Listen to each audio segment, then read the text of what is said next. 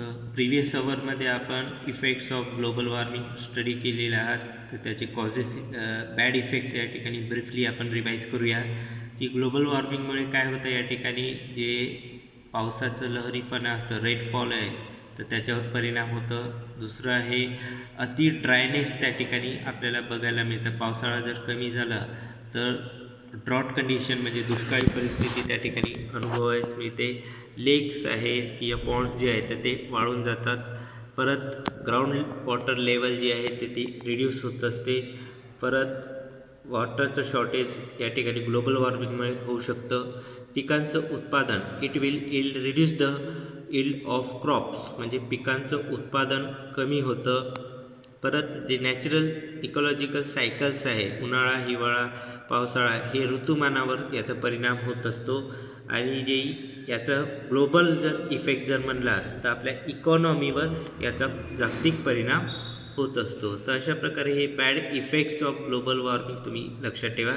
आता पुढचं जे सेकंड इश्यू आहे तर ते क्लायमेट चेंज आहे, वातावरणामध्ये होणारा बदल. तर ते वातावरणामध्ये होणारा बदल कशामुळे होत आहे तर ते या ठिकाणी आपण अभ्यासूया.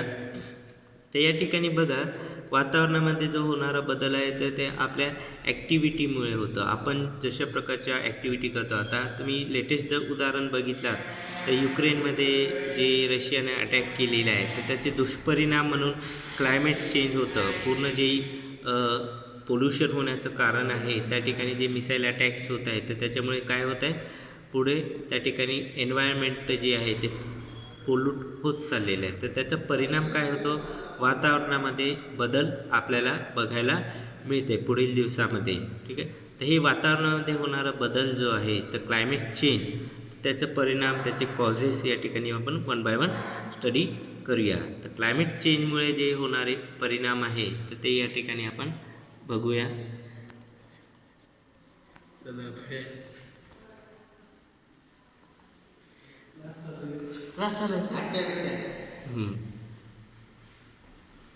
मुळे जो होणारा परिणाम तर आपण स्टडी केला. पण आता क्लायमेट चेंज ज्यावेळेस होतं तर क्लायमेट चेंजच्या वेळेस काय होतं, या ठिकाणी जेही क्लायमेट चेंज म्हणजे वातावरणातलं तापमान हळूहळू वाढायला लागतं. ठीक आहे.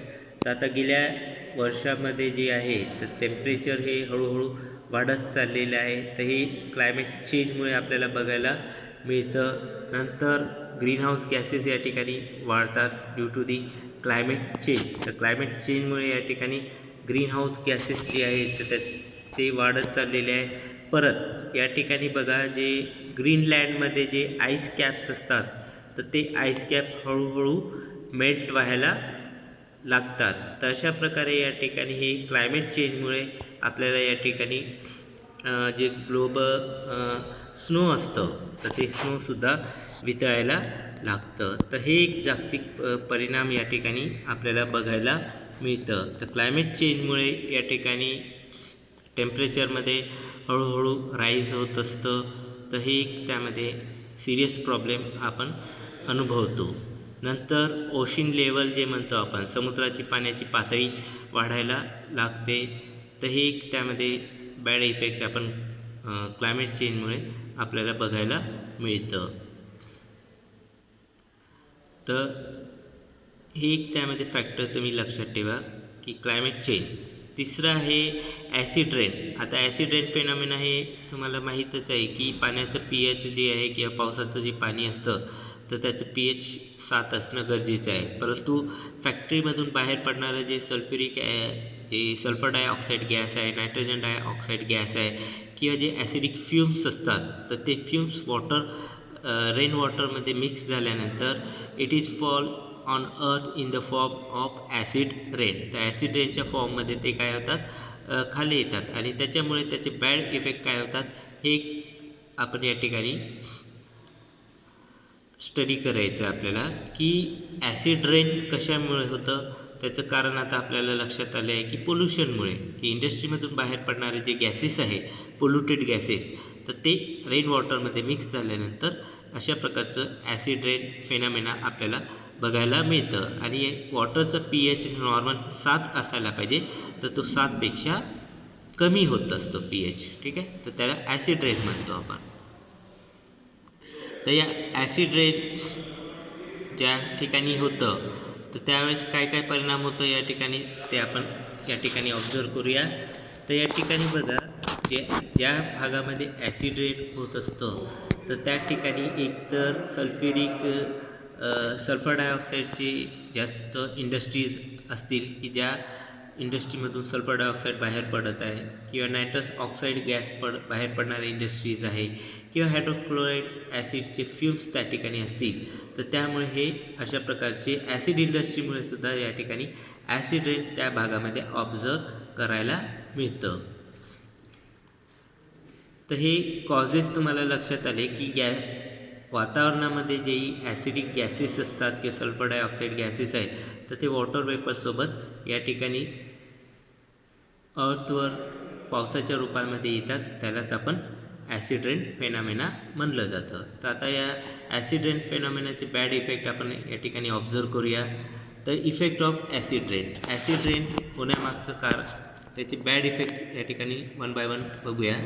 तर ॲसिड रेनमुळे काय होतं या ठिकाणी, जे इंडस्ट्रीयल जे फॉरेस्ट असतील तर 30% जे फॉरेस्ट आहे तर त्याचं नुकसान होण्याची पॉसिबिलिटी या ठिकाणी असतं. झाडाची पाने जळून जातात.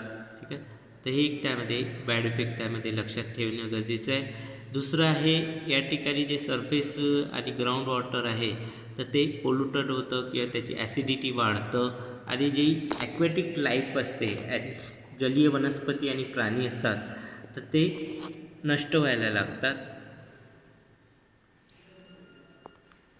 परत ॲसिड रेनमुळे काय होतं, जे सॉईलचं pH आहे तो कमी होऊन जातं. It is about 3 to 4 pH. Acid सॉईलचा pH किती येतो, 3 ते 4. त्यामुळे जमिनीची उत्पादन क्षमता, ज्याला फर्टिलिटी ऑफ सॉईल म्हणतो आपण, तर जमिनीची उत्पादन क्षमता ही कमी होत असते. तर अशा प्रकारचे बॅड इफेक्ट आपल्या एन्व्हायरमेंटवर होतात. नंतर ह्युमन बिईंगवर काय परिणाम होतो, आपल्या त्वचेवर जर हे ॲसिड रेन पडत असेल तर त्या त्वचेची जळजळ होते, इरिटेशन, डोळ्यामध्ये गेलं तर डोळ्यांना इजा होऊ शकते. ठीक आहे, नंतर त्याचा ग्लोबल इफेक्ट काय होतं या ठिकाणी, की जमिनीची उत्पादन क्षमता कमी झाल्यामुळे पीक हे कमी होतात आणि अन्नधान्याचा तुटवडा आपल्याला जाणवतो. तर याचं उपाययोजना आपण काय करू शकतो, मेजर कंट्रोल. जर ॲसिड रेन आपल्याला अवॉइड करायचं असेल तर जेही इंडस्ट्रीमधून बाहेर पडणारे जे गॅसेस आहेत तर त्याला कट ऑफ रिड्यूस कसं करता येईल याची उपाययोजना आपण करू शकतो.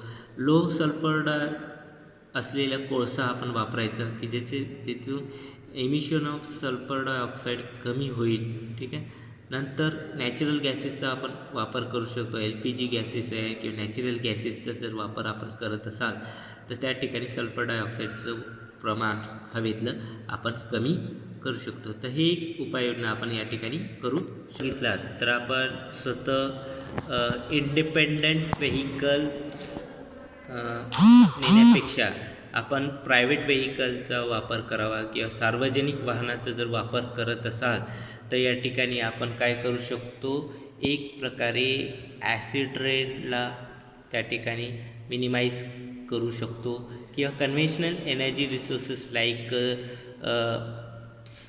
जे आहे तर थर्मल पॉवरचा ऐवजी आपण non conventional energy resources like solar, wind power, tidal powers and other geothermal एनर्जीचा आपण या ठिकाणी वापर करून आपण या ठिकाणी ॲसिड रेन फेनॉमेनाला रिड्यूस करू शकतो.